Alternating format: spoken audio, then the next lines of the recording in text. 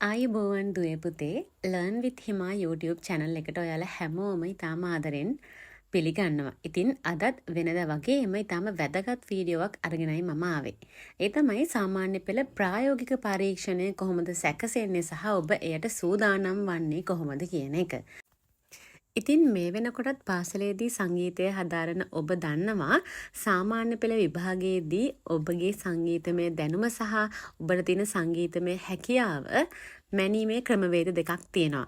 ඒ එකක් තමයි ඔබගේ සිද්ධාන්ත දැනුම. සංගීතය ගැන තියෙන සිද්ධාන්ත දැනුම මැන බැලීම. ඒ සඳහා තමයි සාමාන්‍ය පෙළ පෙරදිග සංගීත ප්‍රශ්න පත්‍රයට ඔබට මුහුණ දෙන්නට සිද්ධ වෙන්නේ. සංගීත ප්‍රශ්න පත්‍රය ලිව්වට පස්සේ ඔබට මුහුණ දෙන්න සිද්ධ වෙන අනෙක් අභියෝගය තමයි සාමාන්‍ය පෙළ විභාගයේදී සංගීත ප්‍රායෝගික පරීක්ෂණය. සාමාන්‍ය පෙළ විභාගයේදී ඔබ මුහුණ දෙන සිද්ධාන්ත ප්‍රශ්න පත්‍රය සහ ඊළඟට මුහුණ දෙන ප්‍රායෝගික පරීක්ෂණයේ ලකුණු වල මුළු එකතුවෙන් තමයි ඔබගේ පෙරදිග සංගීත විෂය සඳහා අවසාන ලකුණ තීරණය වන්නේ. ඉතින් සිද්ධාන්ත ප්‍රශ්න පත්‍රය වගේම මේ ප්‍රායෝගික පරීක්ෂණයන් ඉතාම වැදගත් වෙන ඔබගේ සංගීත අවසාන ලකුණ සඳහා. අපි හිතමු ඔබට සිද්ධාන්ත ප්‍රශ්න පත්‍රය ඉතා හොඳින් මුහුණ දෙන්න බැරි වුණා, හොඳට ලියන්න බැරි වුණා කියලා. නමුත් ඔබට තව එක අවස්ථාවක් තියෙනවා ඔබගේ ලකුණු මට්ටම ඉහළට ගන්න. ඒ තමයි මේ ප්‍රායෝගික පරීක්ෂණය. ඉතින් අද මම මේ කියන්න හදන්නේ ඔයාලට කොහොමද මේ ප්‍රායෝගික පරීක්ෂණය නිර්මාණය වෙලා තියෙන්නේ සහ කොහොමද ඔබට ඒවට ලකුණු ලැබෙන්නේ, කොහොමද ඔබ ඒ පරීක්ෂණය සඳහා සූදානම් වෙන්න ඕන කියන එක. මුලින්ම කියන්න ඕනේ මේ ප්‍රායෝගික පරීක්ෂණය නිර්මාණය වෙලා තියෙන්නේ ඔබගේ තියෙන ගායන හැකියාව සහ වාදන හැකියාව කොතරම්ද කියන එක මැන බැලීම සඳහා. ඉතින් ගායනය සහ වාදනය කියන ක්ෂේත්‍ර දෙකෙන්ම ඔබට ප්‍රශ්න වලට මුහුණ දෙන්නට සිද්ධ වෙනවා.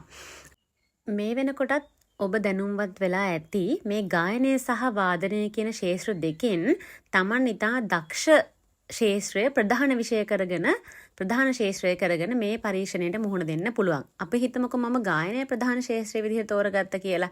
එතකොට ගායනය වගේම ඊට අමතරව ඔබගේ වාදන හැකියාව මැන බැලීමටත් මේ ප්‍රායෝගික පරීක්ෂණයේදී යම් යම් ප්‍රශ්න නිර්මාණය වෙලා තියෙනවා.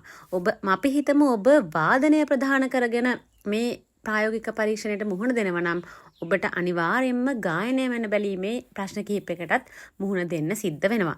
ඉතින් ඔබට දැන් තේරෙනවා ඇති මේ පරීක්ෂණය ඔබගේ ගායන හැකියාව සහ වාදන හැකියාව කියන දෙකම කොහොමද කියන එක මැන බැලීම සඳහා නිර්මාණය වෙලා තියෙනවා කියන එක.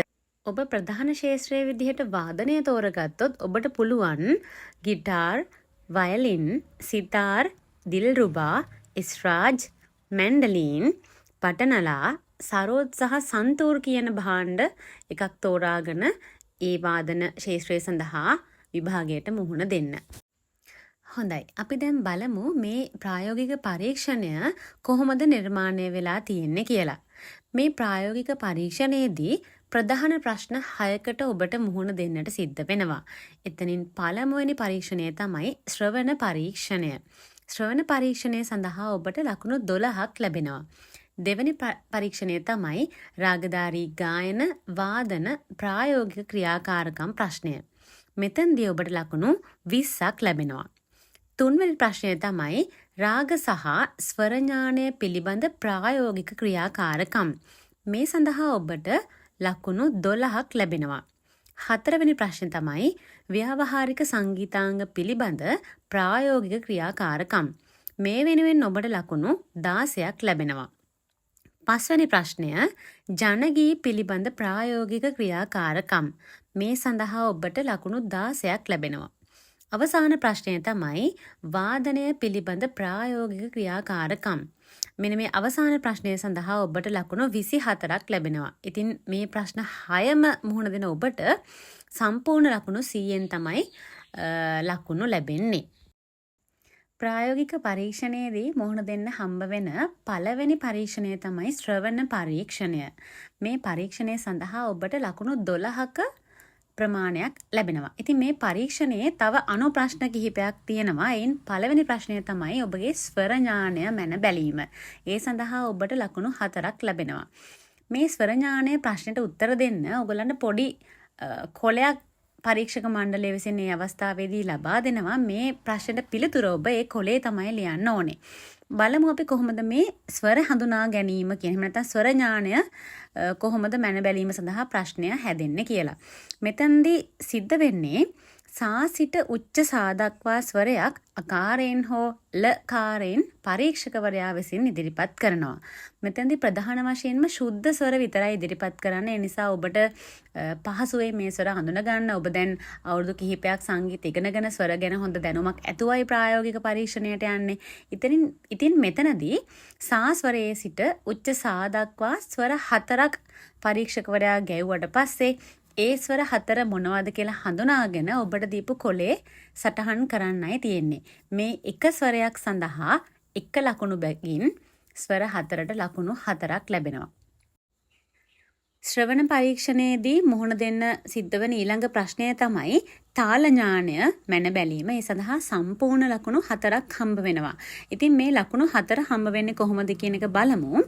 පළවෙනි ප්‍රශ්න විදිහට අහනවා මෙතනදී පරීක්ෂකවරයා විසින් ගයනවා සරල ගීතයක්. එතකොට ඒ සරල ගීතයට ගැළපෙන තාලය මොකද්ද කියන එක අඳුනාගෙන ඔබ ඒ තාලය මොකද්ද කියන එක ඔබ ලියපු කොලේ පිළිතුරු විදිහට සඳහන් කරන්න ඕනේ.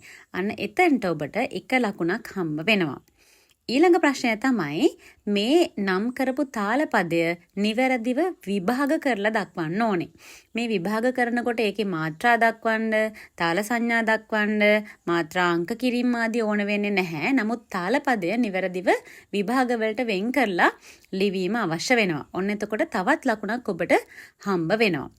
තුන්වෙනි කොටස තමයි මේ තාලයට අයත් වෙන ඔයා දන්න වෙනත් ගීතයක මුල් පාදයක් ලියන්න ඕනේ.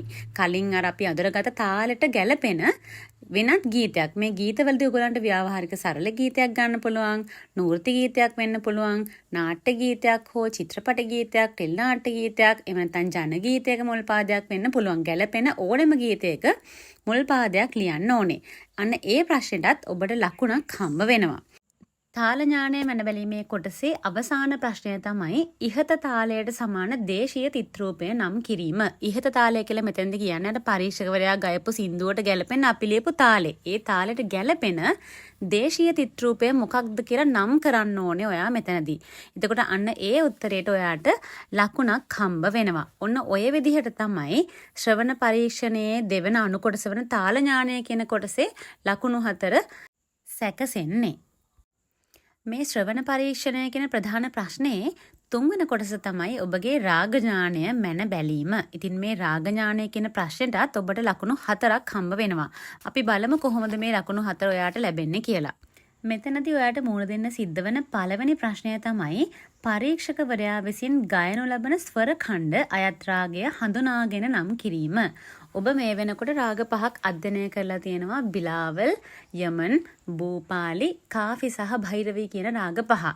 ඉතින් මෙන්න මේ රාග 5ට අදාළව ස්වර ඛණ්ඩයක් ගායනා කරලා පෙන්නනවා ඔබගේ පරීක්ෂකවරයා. ඒ ස්වර ඛණ්ඩය ගායනා කරලා පෙන්වන්නේ ස්වර වලින්. ඒ නිසා ඔබට ගොඩක් පහසු වෙයි මේ ස්වර ඛණ්ඩයේ අයත් රාගය හඳුනා ගන්න. ඉතින් ඔබ කරන්න ඕනේ මෙන්න මේ ස්වර ඛණ්ඩයේ අයත් රාගය හඳුනාගෙන නම් කිරීම. මෙතෙන්දී මේ එකම ස්වර ඛණ්ඩය 3 පාරක් ගයලා පෙන්නනවා. ඉතින් ඔබට අවස්ථා 3ක් තියෙනවා. පළවෙනි පාර බැලුනොත් දෙවෙනි පාරින් අඳුන ගන්න පුළුවන්. දෙවෙනි පාරත් බැලුනොත් තුන්වෙනි පාරින් ස්වර ඛණ්ඩය මොකද්ද කියන එක හඳුනාගෙන ස්වර ඛණ්ඩයත් රාගය නම් කරන්නයි තියෙන්නේ. ඔබට මෙතනදී එක ලකුණක් හම්බ වෙනවා.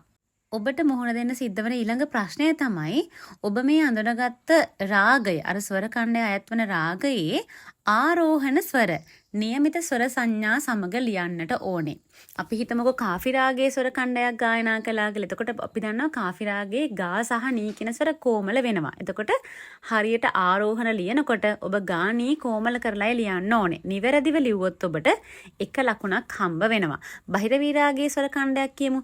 බහිරවී රාගයේ ස්වර ඛණ්ඩයක් නම් අපි දැන් ඔන්න බහිරවී රාගයේ ආරෝහණය තමයි ලියන්න ඕනේ. එතකොට රී ගා ධා නී කියන ස්වර 4 කොමල කරලායි ලියන්න ඕනේ. එහෙම නැත්නම් ඔබට මේ ලකුණ හම්බ වෙන්නේ නැහැ. ඒ නිසා මතක තියාගන්න මේ දෙවන ප්‍රශ්නයට උත්තර ලියනකොට අනිවාර්යයෙන්ම මේ අදාළ රාගයේ හැටියට නියමිත ස්වර සංඥා ටික දාලායි උත්තරය ලියන්න ඕනේ. නිවැරදි පිළිතුරකට මෙතනදී එක ලකුණක් හම්බ වෙනවා. ඊළඟ ප්‍රශ්නය තමයි ඒ රාගයේම අවරෝහණ ස්වර ටිකත් નિયમિત ස්වර සංඥා සමග ලියන එක. ඔන්න දැන් අපි කලින් ප්‍රශ්නෙට ආරෝහණය ලියලා එක ලකුණක් ගත්තා. ඊළඟ ප්‍රශ්නේදී අපි කරන්නේ ඒ රාගයේම අවරෝහණ ස්වර ටික ලියලා નિયમિત ස්වර සංඥා සහිතව ලියලා දක්වන එක. මෙතනදිත් ඔබට තව එක ලකුණක් හම්බ වෙනවා. මේ කොටසේ අවසාන ප්‍රශ්නය තමයි අර ඉහත රාගයට අදාළ විශේෂ ලක්ෂණයක් ලියන එක. අපි හිතමුකෝ බිලාවල් රාගයාව කියලා. එතකොට බිලාවල් රාග විශේෂ ලක්ෂණයක් තමයි සියලුම ස්වර ශුද්ධ වීම. අපි හිතමුකෝ යමන් රාගෙන් ආව කියලා. යමන් රාග විශේෂ ලක්ෂණයක් තමයි තීව්‍ර මධ්‍යමය භාවිතා වීම. එතකොට අපි හිතමුකෝ භූපාලි රාගයෙන් ආව කියලා. භූපාලි රාගේ නම් ස්වර 5ක් පමණක් යෙදීම වගේ විශේෂ කරුණක් ලියන එකට ඔබට තව ලකුණක් හම්බ වෙනවා. ඔන්න ඔය විදිහට තමයි මේ ශ්‍රවණ පරීක්ෂණය කියන ප්‍රධාන ප්‍රශ්නයේ රාග ඥානය කියන අනු කොටසේ ප්‍රශ්න 4ට ඔයාට ලකුණු 4ක් හම්බ වෙන්නේ. මෙන්න මේ විදිහට තමයි ශ්‍රවණ පරීක්ෂණය කියන ප්‍රධාන ප්‍රශ්නයේ සම්පූර්ණ ලකුණු 12ම නිර්මාණය වෙන්නේ. අපි බලමු මේ ප්‍රායෝගික පරීක්ෂණයේ දෙවන ප්‍රධාන ප්‍රශ්නය වන රාගධාරී ගායන වාදන ප්‍රායෝගික ක්‍රියාකාරකම් කියන ප්‍රශ්නය නිර්මාණය වෙන්නේ කොහොමද කියලා. මම ඔයාලට මුලින්ම කිව්වා මේ වීඩියෝවේ ඔයා මේ පරීක්ෂණයට යනකොට ඔයා ප්‍රධාන වශයෙන් කරන්නේ ගායනයේද එහෙම නැත්නම් වාදනයේද කියන එක තීරණය කරගෙනයි යන්න ඕනේ. අන්න ඒ අනුව තමයි මේ ප්‍රශ්නයට අපිට මුහුණ දෙන්න සිද්ධ වෙන්නේ. රාගධාරී ගායන වාදන කියද්දී ඔබට පුළුවන් ඔබ ගායනය ප්‍රධාන කරගත්ත කෙනෙක් නම් ගායනයෙන් මේ ප්‍රශ්නයට මුහුණ දෙන්න. ඔයා වාදනය ප්‍රධාන කරගෙන තෝරගත්තා නම් ඔයාට පුළුවන් වාදනය පැත්තෙන් මේ ප්‍රශ්නයට මුහුණ දෙන්න. ඉතින් මෙන්න මේ ප්‍රශ්නයට සම්පූර්ණ ලකුණු 20ක් හම්බ වෙනවා. මෙතනදී ඔබට කැමති රාගයක් ගායනය හෝ වාදනය කිරීමේ නිදහස තියෙනවා. බිලාවල්, භූපාලි, භෛරවී, කාෆි, යමන් කියන රාග පහෙන් ඔයා කැමති රාගයක් තෝරගෙන නිවැරදිව වාදනය කිරීම තමයි මෙතනදී බලාපොරොත්තු වෙන්නේ. මේ ප්‍රශ්නෙට මේ ලකුණු 20 හම්බෙන්න නිර්ණායක කිහිපයක් තියෙනවා ලකුණු බෙදිලා යන විදිහ. එතනින් පළවෙනි නිර්ණායකය තමයි මේ රාගයේ ආරෝහණය සහ අවරෝහණය නිවැරදිව ගායනය හෝ වාදනය කිරීම. ඔබ ගායනය ප්‍රධානව තෝරගත්ත කෙනෙක් නම් ඔයාට පුළුවන් මේ ආරෝහණ අවරෝහණය නිවැරදිව ගායනය කරලා පෙන්වන්න. ඔයා වාදනය ප්‍රධාන විෂය විදිහට තෝරගත්තා නම් ඔයාට පුළුවන් මේක ආරෝහණය සහ අවරෝහණය වාදනය කරලා පෙන්වන්න. ඒ වෙනුවෙන් ඔයාට ලකුණු 4ක් හම්බ වෙනවා. දෙවෙනි කොටසේදීත් ලකුණු 4ක් හම්බ වෙනවා. එතන නිර්ණායකය තමයි ඔයා තෝරගත්ත මධ්‍යලය ගීතයේ ස්ථායි කොටස නිවැරදිව ගායනය හෝ වාදනය කිරීම. ඒ වෙනුවෙනුත් ඔයාට ලකුණු 4ක් හම්බ වෙනවා. තුන්වෙනි කොටස තමයි රාගයේ මධ්‍යලය ගීතයේ අන්තරා කොටස නිවැරදිව ගායනය වාදනය කිරීම. ඒ වෙනුවෙනුත් ඔයාට ලකුණු 4ක් හම්බ වෙනවා.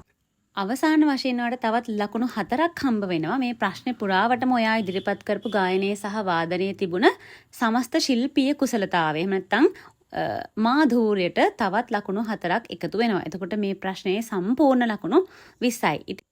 මේ ප්‍රශ්නය ගැන තවත් වැදගත්ම දේවල් ටිකක් මම ඔයාට කියන්නම්. ඔයාගේ ප්‍රායෝගික පරීක්ෂණයේදී ලොකු ලකුණු ප්‍රමාණයකට යන්න මම මේ කියන දේ වැදගත් වෙයි. දරුවනේ මේ ප්‍රශ්නයේදී ඉදිරිපත් කරන්න තියෙන්නේ ඔයා කැමතිම ඔයාට හොඳටම වාදනය හෝ ගායනය කරන්න පුළුවන් රාගය. පරීක්ෂකවරයා මෙතනදී නම් කරන්නේ නැහැ මෙන්න මේ රාගය ගායනා කරලා පෙන්වන්න, මේ රාගය වාදනය කරලා පෙන්වන්න කියලා නම් කරන්නේ නැහැ. එතකොට ඔයාට හොඳටම පුළුවන් රාගය දැන් ඉඳන්ම හොඳින් ප්‍රැක්ටිස් කරලා ප්‍රායෝගික පරීක්ෂණයේදී හොඳින් ඉදිරිපත් කළොත් ඔයාට මේ ලකුණු 20 ගන්න ඉතාම පහසුයි. දැන් අපි බලමු ඔයාගේ තුන්වෙනි ප්‍රධාන ප්‍රශ්නය සකස් වෙන්නේ කොහොමද කියලා. මේ ප්‍රශ්නය නිර්මාණය වෙලා තියෙන්නේ පරීක්ෂකවරයා විසින් නම් කරන රාගයේ සර්ගම් ගීතය හෝ ලක්ෂණ ගීතය ගායනය හෝ වාදනය කිරීම. මෙතනදී දරුවනේ අපි අර කලින් ඉදිරිපත් කළා වගේ අපිට කැමති රාගයේ සර්ගම් ගීතය හෝ ලක්ෂණ ගීතය ගායනා කරන්න බෑ. පරීක්ෂකවරයා විසින් නම් කරන රාගයට අදාළව සර්ගම් ගීතය හෝ ලක්ෂණ ගීතය තමයි ඉදිරිපත් කරන්න ඕනේ. මෙතනදී මතක තියාගන්න ඕනේ අර ඔයාගේ කැමතිම රාගය වගේ choice එක කලින් ප්‍රශ්නයේදී ඉදිරිපත් කරපු රාගය හැර ඉතිරි රාග 4න් තමයි පරීක්ෂකවරයා නම් කරන්නේ මෙන්න මේ රාගයේ සර්ගම් ගීතය හෝ ලක්ෂණ ගීතය ගායනා කරන්න කියලා. මෙතනදී ඔයාට ලකුණු හම්බ වෙන්නේ අදාළ රාගයේ සර්ගම් හෝ ලක්ෂණ ගීතයේ ස්ථායි කොටස ගායනය හෝ වාදනය කර පෙන්වුවාට පස්සේ ඔයාට මේ ප්‍රශ්නෙට ලකුණු 4ක් හම්බ වෙනවා. ඊළඟට ඒ රාගයේ සර්ගම් හෝ ලක්ෂණ ගීතයේ අන්තරා කොටස ගායනය හෝ වාදනය කිරීම වෙනුවෙන් තවත් ලකුණු 4ක් හම්බ වෙනවා. අවසාන ප්‍රශ්නේ වෙන්නේ අදාළ රාගයට අනුව පරීක්ෂකවරයා විසින් ඉදිරිපත් කරන ස්වර ඛණ්ඩය ඒ ආකාරයෙන්ම අපේක්ෂකයා විසින් අනුකරණය කරමින් ගායනය වාදනය කිරීමට තවත් ලකුණු 4ක් හම්බ වෙනවා. ඒ කියන්නේ පරීක්ෂකවරයා යම්කිසි ස්වර ඛණ්ඩයක් ගායනය කරලා පෙන්නනවා. ඔයා ඒක ඒ විදිහටම එක්ක ගායනා කරලා පෙන්නන්න ඕනේ. එහෙම නැත්නම් වාදනය කරලා පෙන්නන්න ඕනේ. මේ වෙනුවෙන් ඔයාට තවත් ලකුණු 4ක් හම්බ වෙනවා. ඔන්න ඔය විදිහට තමයි මේ ප්‍රධාන ප්‍රශ්නය අංක 3 රාග සහ ස්වර ඥානය පිළිබඳව ප්‍රායෝගික ක්‍රියාකාරකම් කියන ප්‍රශ්නේ සම්පූර්ණ ලකුණු 12 ඔයාට හම්බ වෙන්නේ. මේ ප්‍රායෝගික පරීක්ෂණයේදී ඔබට මුහුණ දෙන්නට සිද්ධ වන ඊළඟ ප්‍රධාන ප්‍රශ්නය තමයි ව්‍යාවහාරික සංගීතාංග පිළිබඳව ඔබගේ දැනුම පරීක්ෂා කිරීම. මෙතනදී ඔයාට සම්පූර්ණ ලකුණු 16ක් හම්බ වෙනවා. මේ ප්‍රශ්නයේදී ඔබගෙන් අහන්නේ සරල ගී හෝ චිත්‍රපට ගීතයක සිංහල වෙන්න පුළුවන්, හින්දි වෙන්න පුළුවන්. එහෙම නැත්නම් නෝර්ති හෝ නාටකම් ගීත, නාට්‍ය ගීත හෝ ගීත නාටක ගීත, ග්‍රැමෆෝන් ගීත හෝ කණ්ඩායම් ගීත අතරින් ඔයා අහමු ලෙස තෝරා ගන්නා ගීත ඛණ්ඩයකින් එක් වර්ගයකට අදාළ නිර්දේශිත ගීතයක් ගායනය හෝ වාදනය කිරීම. මෙතනදී අහඹු ලෙස තෝරා ගැනීමක් කියලා කියන්නේ සමහර විට චිට් කිහිපයක ලියලා ඔයගොල්ලන්ට ලබා දෙන්න පුළුවන්. මෙතනින් එකක් තෝරගෙන ඒ චිට් එකේ තියෙන ගීත වර්ගය ගායනය හෝ වාදනය කරලා පෙන්වන්න කියලා. ඉතින් ඒ චිට් එකේ ඔයාට හම්බ වෙන ගීතය තමයි ඔයා මෙතනදී ඉදිරිපත් කරන්න ඕනේ. මේ ගීතය ඉදිරිපත් කිරීමේදී ඔයාට නිදහස තියෙනවා ගායනයෙන්ද මේක ඉදිරිපත් කරන්න, එහෙම නැත්නම් වාදනයෙන්ද ඉදිරිපත් කරන්න කියන එක ඔයාටම තීරණය කරන්න. ඔයා ප්‍රධාන විෂය විදිහට ගායනය තෝරගත්ත කෙනෙක් නම් ඔයාට මේක වාදනයෙන් ඉදිරිපත් කිරීමේ නිදහසත් ඒගොල්ලන් දීලා තියෙනවා. ඒ වගේම ඔයා වාදනය ප්‍රධාන විෂය විදිහට තෝරගත්ත කෙනෙක් නම් ඔයාට මේක ගායනයෙන් ඉදිරිපත් කරන්නත් නිදහස තියෙන නිසා ඔයාට හොඳටම ඉදිරිපත් කරන්න පුළුවන් ආකාරයකින් මෙය ඉදිරිපත් කරන්න. මේ ප්‍රශ්නෙට ලකුණු 16ක් හම්බ වෙනවා කියලා මම කිව්වා. දැන් අපි බලමු ඒ ලකුණු 16 හම්බ වෙන නිර්ණායක ටික මොනවද කියලා. මෙතනදී ඔබට ලැබෙන ගීතයේ තාලය පවත්වා ගැනීම සහ ස්වර ස්ථානවල නිවැරදිභාවයට ලකුණු 4ක් හම්බ වෙනවා. ඊළඟ ලකුණු 4 හම්බ වෙන්නේ ගායනයක් ඔයා කරනවා නම් ඒ තෝරගත්ත පදමාලාවේ ප්‍රකාශනයේ නිවැරදි භාවයට. වාදනයකදී නම් පදමාලාවට උචිත වාදන ප්‍රකාශනයේ නිවැරදි භාවයට තව ලකුණු 4ක් ඔයාට හම්බ වෙනවා. ඊළඟ ලකුණු 4 හම්බ වෙන්නේ ඔයා මේ තෝරගත්ත ගීතයේ මුල් නාදමාලාවට අනුව තනුවේ නිවැරදි භාවය. ඒ කියන්නේ ඔයාට ඕන විදිහට ගීතය වෙනස් කරලා ගායනා කරන්න බෑ. මුල් නාදමාලාවම තමයි ඒ අයුරින්ම විභාගයේදී ඉදිරිපත් කරන්න ඕනේ. එහෙම ඉදිරිපත් කරත් ඔයාට මෙතනදී තවත් ලකුණු 4ක් හම්බ වෙනවා. අවසානම ලකුණු 4 හම්බ වෙන්නේ මේ ගායනයේ හෝ වාදනයේ තියෙන මාධූර්ය සහ ඔයාගේ හඬ පාලනය කියන කරුණට අදාළව. මෙන්න මේ විදිහට තමයි 4 වෙනි ප්‍රධාන ප්‍රශ්නයේ සම්පූර්ණ ලකුණු 16 නිර්මාණය වෙන්නේ. අපි ඊළඟට බලමු 5 වෙනි ප්‍රධාන ප්‍රශ්නය කොහොමද නිර්මාණය වෙන්නේ කියලා. මේ ප්‍රශ්නය නිර්මාණය වෙන්නේ ඔබ පාසලේදී ඉගෙනගත්ත ජනගී ආශ්‍රයෙන්. ඉතින් මේ සම්පූර්ණ ප්‍රශ්නයට ලකුණු 16ක් හම්බ වෙනවා. මෙහි අණු කොටස් දෙකක් තියෙනවා. අපි බලමු කොහොමද මේ ප්‍රශ්නය නිර්මාණය වෙන්නේ කියලා. නිර්දේශිත ජනගීත දෙකක් ගායනයක් කිරීම තමයි මෙහිදී අපේක්ෂා කරන්නේ. එතකොට මෙතන මේ ජනගීතයේ ඔයාට පුළුවන් ආඝාතාත්මක හෝ අනාඝාතාත්මක ජනගීතයක් තෝරගන්න. ඔයා මේ වෙනකොට දන්නවා මොකක්ද ආඝාතාත්මක කියන්නේ, මොකක්ද අනාඝාතාත්මක කියන්නේ කියලා. ආඝාතාත්මක කියලා කියන්නේ තාලයක් තබමින් ගායනා කරන්න පුළුවන් ගීතවලට. අනාඝාතාත්මක කියලා කියන්නේ තාලයක් තැබිය නොහැකි නිදහසේ ඇදපැදලි ලවා ගායනා කරන්න පුළුවන් ගීතවලට. මෙතනදී ලකුණු හම්බ වෙන නිර්ණායක දෙකක් තියෙනවා. තෝරාගත් ජනගීතයේ ශ්‍රුතිය, රිද්මය, තාලය පවත්වා ගැනීම සහ ස්වරස්ථානවල නිවැරදිතාවය හඬ පාලනයට ඔයාට ලකුණු 4ක් හම්බ වෙනවා. ඊළඟ ලකුණු 4 හම්බ වෙන්නේ තෝරාගත් ජනගීතයේ සාම්ප්‍රදායික නාදමාලාව ආරක්ෂා කර ගැනීම, පදමාලාවේ නිවැරදිභාවය, නිවැරදි උච්චාරණය සහ ඉදිරිපත් කිරීම වෙනුවෙන්. ඉතින් මෙතෙන්දී ඔයා හොඳට ඔයාට ගායනා කරන්න පුළුවන් ආඝාතාත්මක හෝ අනාඝාතාත්මක ජනගීතයක් තෝරගෙන නිවැරදිව ලස්සනට ඒ ඉදිරිපත් කිරීමෙන් මේ ලකුණු ටික ඔයාට පහසුවෙන්ම ලබා ගන්න පුළුවන්. මේ ජනගී සම්බන්ධ ප්‍රධාන ප්‍රශ්නයේ දෙවෙනි අනු කොටස තමයි වන්නම් ප්‍රශස්ති හටන් ගී ඇතුරින් ඔබ කැමති ගීතයක් ගායනයක් කරන එක. මෙතෙන්දිත් ඔයාට ලකුණු 8ක් සම්පූර්ණයෙන් හම්බ වෙනවා. එයාට හම්බ වෙන නිර්ණායක දෙකක් තියෙනවා. අපි බලමු මේ ලකුණු 8 කොහොමද ඔයාට ගන්න පුළුවන් කියලා. ඔයා තෝරගත්ත වන්නමේ හෝ ප්‍රශස්තියේ හෝ හටන් ගීතයේ ශ්‍රුතිය, රිද්මය, තාලය නිවැරදිව පවත්වා ගැනීම සහ ස්වරස්ථානවල නිවැරදිභාවය හඬ පාලනය වෙනුවෙන් ඔයාට ලකුණු 4ක් හම්බ වෙනවා. තෝරාගත්ත ගීතයේ සාම්ප්‍රදායික නාදමාලාව ආරක්ෂා කර ගැනීම, පදමාලාවේ නිවැරදිභාවය, නිවැරදි උච්චාරණය සහ ඉදිරිපත් කිරීම වෙනුවෙනුත් තවත් ලකුණු 4ක් හම්බ වෙනවා. ඔන්න ඔය විදිහට තමයි සම්පූර්ණ ජනගී ප්‍රශ්නයේ ලකුණු 16 ඔයාට හම්බ වෙන්නේ. මෙන්න මේ ප්‍රශ්නයේදීත් ලකුණු ඔයා ගෙදර ඉඳන්ම අරගෙන යන ලකුණු 16ක් විදිහට හඳුන්වන්න පුළුවන්. මොකද අහඹු ලෙස නෙවෙයි ජනගීතයක් ඔයාලා තෝරගන්න තියෙන්නේ. ඔයා නිවසේදී හොඳට පුරුදු පුහුණු වෙලා යන ජනගීත දෙකක් තමයි මේ ප්‍රශ්නයේදී ඔයාට ඉදිරිපත් කරන්න තියෙන්නේ. ඉතින් දැන් ඉඳන්ම හොඳ ලස්සන ඔයාට හොඳින් ගායනා කරන්න පුළුවන් ජනගීත දෙකක් තෝරාගෙන හොඳින් පුරුදු පුහුණු වෙන්න. ඊළඟට බලමු මේ ප්‍රායෝගික පරීක්ෂණයේදී ඔයාට මුහුණ දෙන්න සිද්ධ වෙන අවසානම ප්‍රධානම ප්‍රශ්නය මොකක්ද කියලා. අවසාන ප්‍රධාන ප්‍රශ්නය තමයි වාදනය පිළිබඳව ඔයාගේ හැකියාව මැන බැලීම. එතකොට මේ සම්පූර්ණ ප්‍රශ්නයට ඔයාට ලකුණු 24ක් හම්බ වෙනවා. ඔයාගේ ප්‍රායෝගික පරීක්ෂණය පුරාවටම ලැබෙන වැඩිම ලකුණු ටික මෙන්න මෙතනදී තමයි ඔයාට ලැබෙන්නේ. අපි බලමු මේ ප්‍රශ්නය නිර්මාණය වෙලා තියෙන්නේ කොහොමද කියලා. ඔබ ප්‍රධාන ශාස්ත්‍රයේ ගායනය තෝරගත්ත කෙනෙක් නම් ඔයාට පුළුවන් කැමති සරල සංගීත භාණ්ඩයකින් ගීතයක් වාදනය කිරීම හෝ තබ්ලාවෙන් කැමති තාලයක ටේකාව සමග කායදාවක් සහ පල්ටාවක් වාදනය කිරීම. මෙතනදී ඔයාට සම්පූර්ණ ලකුණු 12ක් හම්බ වෙනවා. ඒ 12 හම්බ වෙන අණු කොටස් කිහිපයක් තියෙනවා. අපි බලමු මේ අණු කොටස් මොනවද කියලා. වාදන ඉරියව්වල නිවැරදිභාවයට ඔයාට ලකුණු 4ක් හම්බ වෙනවා.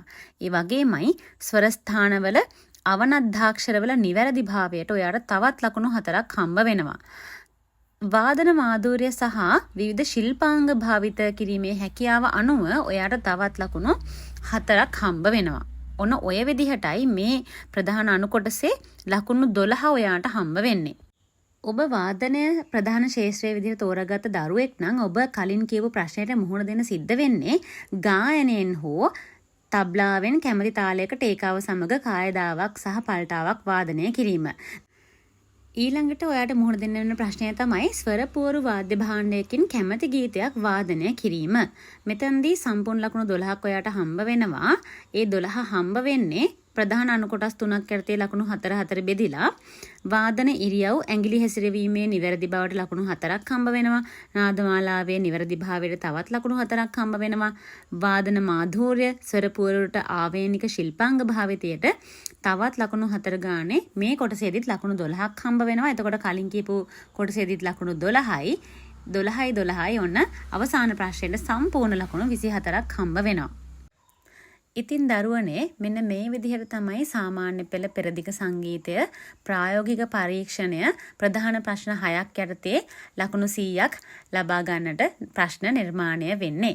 ඉතින් මේ වීඩියෝ එක බලලා ප්‍රායෝගික පරීක්ෂණය ගැන හොඳ අවබෝධයක් ඔයාලා ලබා ගන්න ඇති කියලා හිතනවා. තවත් යාළුවන්ට බලන්න මේ වීඩියෝ එක ෂෙයා කරන්න. ඒ වගේමයි අපේ channel එක subscribe කරන්නත් අමතක කරන්න එපා. තවත් වටිනා වීඩියෝවකින් අපි හමු වෙමු.